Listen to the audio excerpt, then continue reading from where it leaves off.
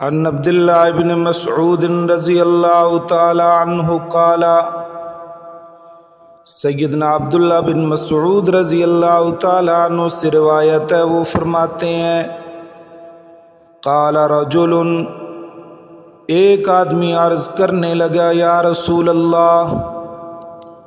ای الذنب اکبر عند اللہ، کون سا گناہ سب سے بڑا ہے اللہ تبارک و تعالی کے ہاں؟ قال، تو امام الانبیاء نے فرمایا ان تدعو للہ ندا وہو خلقک، یہ کہ جس اللہ نے تمہیں پیدا کیا ہے تم کسی کو اس کا شریک ٹھہراؤ۔ پھر وہ آدمی عرض کرنے لگا ثم ایٌ، اس کے بعد کون سا بڑا گناہ ہے؟ تو امام الانبیاء نے فرمایا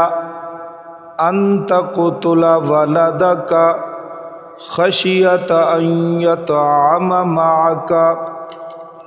دوسرا بڑا گناہ یہ ہے کہ تم اپنی اولاد کو اس خیال سے مار ڈالو کہ وہ تمہارے ساتھ کھائے گی۔ پھر اس آدمی نے عرض کیا ثم ایٌ،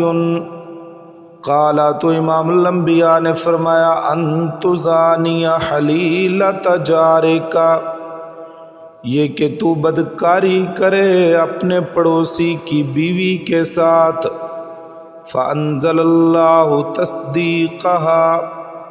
حضرت عبداللہ بن مسعود رضی اللہ تعالیٰ عنہ فرماتے ہیں کہ سرکار دو عالم کے اسی ارشاد کی تصدیق میں اللہ نے یہ آیت نازل فرمائی والذین لا یدعون مع اللہ الہا آخر،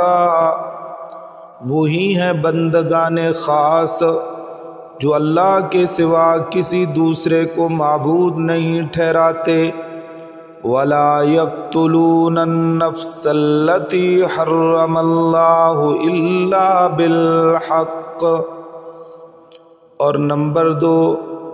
جس جاندار کو قتل کرنا اللہ نے حرام قرار دیا ہے اس کو ناحق قتل نہیں کرتے۔ ولا یزنون، اور زنا نہیں کرتے، جو کوئی ایسا کرے گا وہ گناہ کے وبال میں پڑ جائے گا۔ تو امام الانبیاء صلی اللہ تعالی علیہ وسلم سے اس آدمی نے عرض کی ای ذنب اکبر، ذنب کی 4 قسم